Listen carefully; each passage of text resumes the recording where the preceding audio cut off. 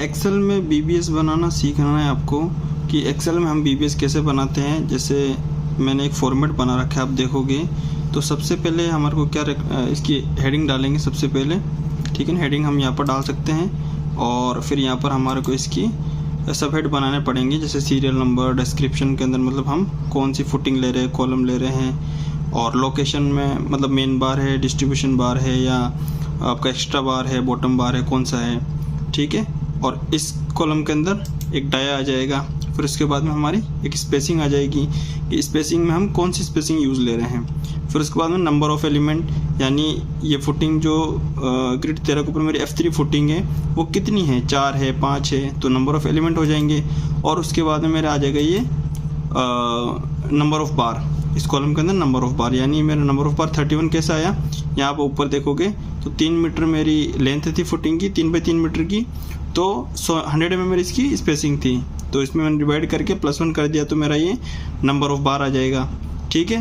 फिर total number में क्या है, आपको फॉर्मूला लगाना पड़ेगा। इसके अंदर क्या क्या ले रहा है ये, इसको नंबर ऑफ़ एलिमेंट और नंबर ऑफ़ बार को आप मल्टीप्लाई कर दोगे तो आपका टोटल नंबर आ जाएंगे। आगे चलोगे तो यहाँ पर एक ये शेप ऑफ बार का कॉलम है, आप चाहो तो शेप भी बना सकते हो, नहीं चाहो तो इसको छोड़ भी सकते हो, ठीक है। डिस्क्रिप्शन के अंदर अगर आपको कुछ डिस्क्रिप्शन लिखना है, कुछ अलग लिखना है, या जॉइंट मेजरमेंट रिकॉर्ड कुछ बन रहा है तो जेमा नंबर डालना तो आप इसके अंदर डाल सकते हो, कोई डिटेल लिख सकते हो, ठीक है। उसके बाद में कटिंग लेंथ आ जाएगी मेरी और टोटल लेंथ। अब टोटल लेंथ कैसे आएगी, आप इसको क्लिक करोगे ऊपर तो ये क्या कर ले रहा है, ये वाला कॉलम की ये वाला सेल और ये वाला सेल, यानी टोटल नंबर्स और उसकी कटिंग लेंथ, इसको मल्टीप्लाई करोगे तो आपकी टोटल कटिंग लेंथ आ जाएगी। अब आगे क्या करना हमारे को, ये जो ऊपर दिख रहे हैं ये सारे बार हैं, ठीक है ना, यानी डाया ऑफ बार है। ये 8 का, 10 का, 12 का, 16 का, 20, 25 और 28 और 32, ठीक है ना। ये लास्ट हमने 32 तक ले रखा है। अब ये कैलकुलेट जो भी हमने इधर जो पूरी डिटेल लिखी थी वो डिटेल सारी यहाँ पर वेट के अंदर कैलकुलेट होके आ जाएगी। जैसे मेरा 10 का सरिया था फुटिंग के अंदर, जिसको अपन अभी देखा था, तो इसके अंदर आप देखोगे तो इसके अंदर क्या है कि इसके अंदर ये इसको क्लिक करता हूँ तो मैं 300 किलो आ रहा है, ठीक है ना। अब ये कैसा आया, ये फॉर्मूला आपको यहाँ पर देखना पड़ेगा। ये आपको इक्वल टू लगा के ये पूरा फॉर्मूला आप नोट कर लो, एज इट इज़ आपको ऐसा कैसा आपकी एक्सेल बुक के अंदर लिख लेना है, जिससे पूरा जो इसका वेट होगा, जैसे 10 का है तो 10 में चला जाएगा, और अगर 12 का होता तो वो ऑटोमेटिक यहाँ पर आ जाता है। ये सब के अंदर आपको ये फॉर्मूला कॉपी कर लेना है।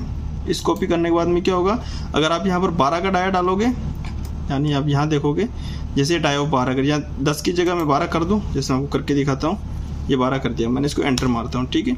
अब आप इसको देखोगे तो ये 12 में चला जाएगा, ये देखिए ऑटोमेटिक 12 के अंदर 0.43 इसका आ चुका है, ठीक है ना। और अगर 10 का रहेगा तो 10 में जाएगा, मतलब जो डाया आप डालोगे वो डाया उसके अंदर उसका कैलकुलेट वेट उसका कैलकुलेट होके आ जाएगा। अब देखिए यहाँ तो आप समझ गए। अब क्या होगा कि नीचे चलते जाओगे तो यहाँ पर सम का फॉर्मूला लगा हुआ है, ठीक है ना। ये कहाँ ले रहा है, ये नीचे से लेके ऊपर तक ले रहा है, ठीक है। अगर हम ऊपर करूँगा इसको तो ये ऊपर तक लिया हुआ है, तो 10 का 10 के अंदर सम हो जाएगा, यानी 8 का इसके अंदर, 10 का इसके अंदर, मतलब जो जो सरिया अपने यूज़ लिया है वो उसकी उसी कॉलम के अंदर नीचे सम हो जाएगा, ठीक है। और फिर ये तो डाया वाइज हो गया आपका, जैसे 8 का, ये 10 का, ये 12 का, फिर ये 16 का, फिर ये हमारा 20 का, 25 का, 28 का, 32 का, ऐसे। तो 28 और 32 हमने यूज़ नहीं लिया तो हमने नहीं लिया इसको। अब लास्ट में फिर इसको हम ग्रैंड टोटल कर देंगे, ठीक है ना। ये आप देखोगे यहाँ पर लिख रखा हमने सब टोटल कॉलम स्टील वेट इन मेट्रिक टन, ठीक है ना। तो अगर मैं इसको करूँगा तो यहाँ पर ये 60 टन जो आ रहा है, इसको मैं करूँगा तो ये यहाँ से लेके यहाँ तक ले रहा है, यानी 8, 10, 12, ये टोटल कैलकुलेशन हमारे को नीचे दिखा दी इसने, यानी 60.208 मेरा टोटल 8 से लेके 20-25 तक जो मैंने यूज़ लिया वहाँ तक का पूरा टोटल सरिया इसके अंदर कैलकुलेट होके आ गया है। तो आपको ये जो मैंने इन्फॉर्मेशन दी है ये आपके लिए हेल्पफुल है कि नहीं है, ये साइट पे जो साइट इंजीनियर हैं उनके लिए बहुत ही हेल्पफुल होने वाली है। तो आपको कुछ भी नहीं करना है, ये फॉर्मेट डालना है, उसके बाद में जैसे जैसे आप डालोगे वो आपको पूरी एक्सेल के अंदर ऑटोमेटिक आपका वेट निकल के आ जाएगा, ठीक है ना। अगर आप कैलकुलेशन करोगे कॉपी के अंदर तो उसमें बहुत टाइम लगेगा, ठीक है ना, रजिस्टर को ढूंढने में टाइम लगेगा। तो आप एक्सेल का एक फॉर्मेट बना के उसके अंदर आप डालते रहो और उसकी आपकी कैलकुलेशन होती रहेगी, बीबीएस आसानी से निकलता रहेगा उसका, ठीक है ना। और अगर वीडियो अच्छा लगा हो तो इसमें आप कमेंट कर सकते हैं, अगर आपको कुछ डाउट हो तो आप मेरे को पूछ सकते हैं।